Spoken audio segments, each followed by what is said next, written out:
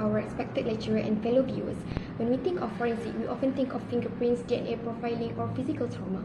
But what happens when the answers we look for are invisible to the naked eye? What happens when the microorganism left behind hold the ultimate key to solving a mystery? Today, our group is incredibly excited to present our research titled Postmortem Microbiology, Forensic Diagnostics. Before we dive deep into the world of postmortem microbes, allow me to introduce the dedicated team members behind this study. First, my name is Nurul Fatiha. Next, we have Nur Alia Najwa. Joining us as well is Liana Balkis, and completing our team is Nur Maisara. We'll be presenting a review of postmortem microbiology, or PMM, a field that has long been one of the most controversial components in forensic investigation. What exactly is PMM? In the simplest term, it is a targeted diagnostic tool used to identify infectious causes of death such as sepsis, meningitis, or myocarditis. While clinical microbiology focuses on saving the living, forensic PMM is about answering legal questions regarding causality and timing, often in cases where we have no peer medical records to guide us. Historically, if you ask a forensic pathologist about microbiology, you would likely hear a lot of skepticism. For decades, results obtained after death were often dismissed as unreliable. This caution was based on three major biological cautions. First is contamination, which is the risk of introducing outside microbes during sampling. Second is postmortem bacterial translocation, PMBT. This is the natural migration of gut bacteria into sterile tissues after death. And third is microbial overgrowth, the uncontrolled proliferation of microbes when the body's immune system stops working. As the authors of this review point out, being too cautious has a high cost. When we ignore microbiology, we risk losing crucial diagnostic information, especially in cases of sudden death or rapidly progressive infections where physical autopsy finding might be non-specific. The challenge for modern forensic is not just finding a bacteria, but correctly interpreting its presence within a complex biological and temporal context.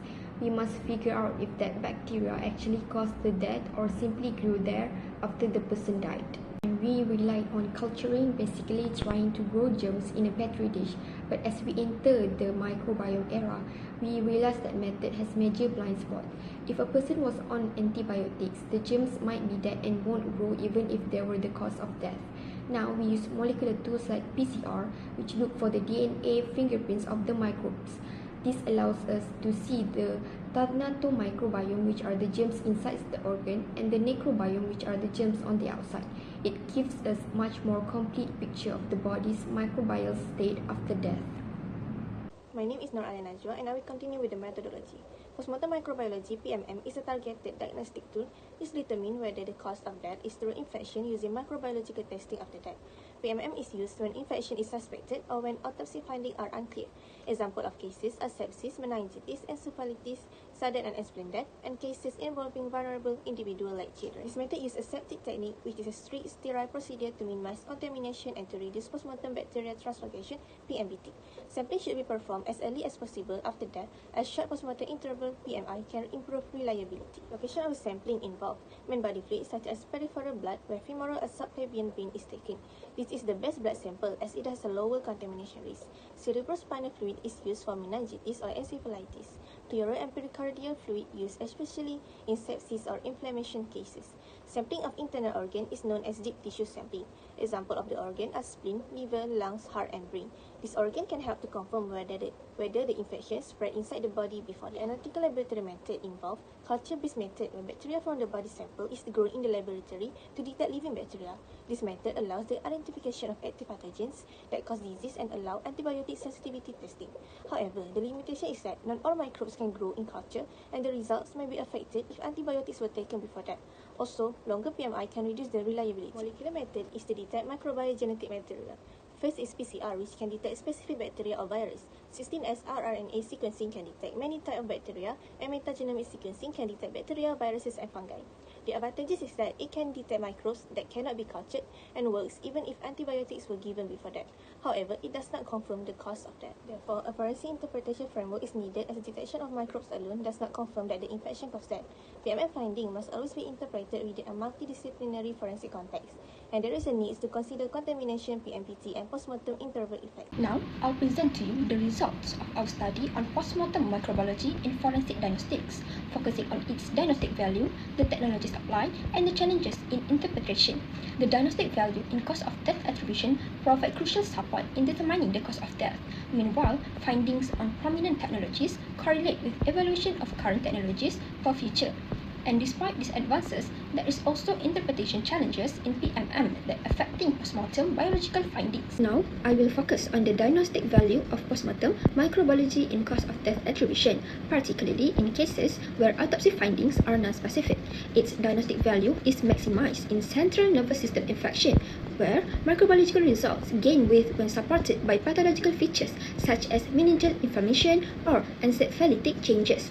Several studies also show that PMM can confirm COD attribution in suspected sepsis, and it is especially valuable in death outside hospital settings, where little or no antemortem information is available and is among vulnerable populations. Next, I will discuss the prominent technologies shaping postmortem microbiology and their diagnostic potential. The concept of the microbial clock demonstrates predictable shift in microbial succession, the tenatomic microbiome, that can estimate the postmortem interval.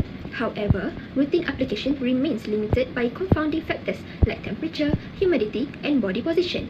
Machine learning models are effective at recognizing complex microbial patterns, but they are often criticized as black boxes lacking transparency and code validation. Meanwhile, sequencing technologies, particularly metagenomics, have enabled highly detailed characterization of postmortem microbial communities, revealing pathogens that might otherwise go undetected. Finally, I will address the interpretation challenges and limitations of postmortem microbiology, which remain a critical concern in forensic diagnostics. Despite the advances, interpretation challenges persist. Microbial overgrowth increases with time after death, making it difficult to distinguish true antemortem infection from natural postmortem proliferation. Postmortem bacterial translocation, where gut bacteria migrate into sterile tissues, can mimic sepsis, and contamination during sampling or laboratory processing introduce exogenous microorganisms that compromise reliability. These limitations highlight the need for standardized protocols and caution integration of PMM findings into forensic practice. Hi, my name is Maisara, and I will continue in discussion part where we will discuss in detail about this general content. Microbiological analysis provide decisive information for cause of death attribution and medical legal evaluation. However, without a clear diagnostic before PMM, will risk in misleading result and overinterpretation. Here, we are discussing about the cause of death attributes which value the diagnostic through PMM.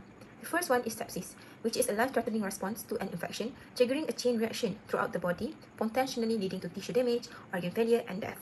When comparing clinical or laboratory PMM method, PMM able to provide critical support through the evidence systematic inflammatory response. However, the result can lead to false positive as the PMM increases, causing by the postmortem proliferation. The second one is the central nervous system infections caused by bacteria, viruses, fungi, or parasite, which involve the brain, spinal cord, and its surrounding membrane.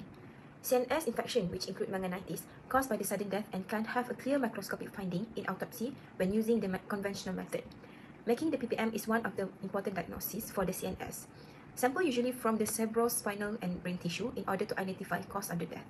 So here the PCR-based assay proven useful if the conventional cultures method giving the inconclusive or even absent in result. Next one is the cardiac infections and myocarditis caused by the inflammation of the heart muscle and triggered by the pathogens. It's challenge for the forensic pathology because it's usually the microscopic findings are very subtle or even absent.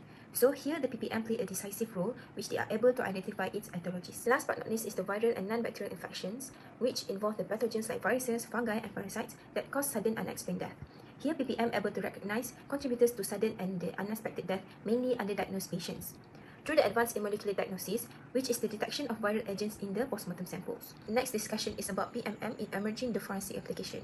The first application is the relation of thanatome microbiomes and the PMI estimation. It is because the microbial population will undergo temporal changes after a person starts dying, which is relating to the microbial clock concept.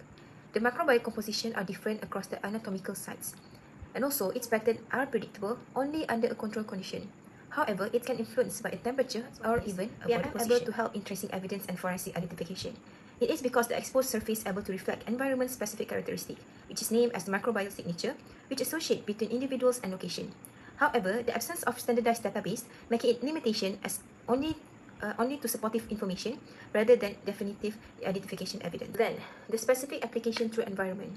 Usually, it's relating to the drowning investigation with the bacterial community in aquatic environment, where the microbial profile assists in inferring to drowning site. Moreover, giving a contextual information to body decomposition and postmortem movement. Last but not least, in a recent research, they are expanding the forensic microbiology beyond the bacterial community, such as the fungal succession, because the fungal have an advanced stages decomposition as an additional information compared to bacteria.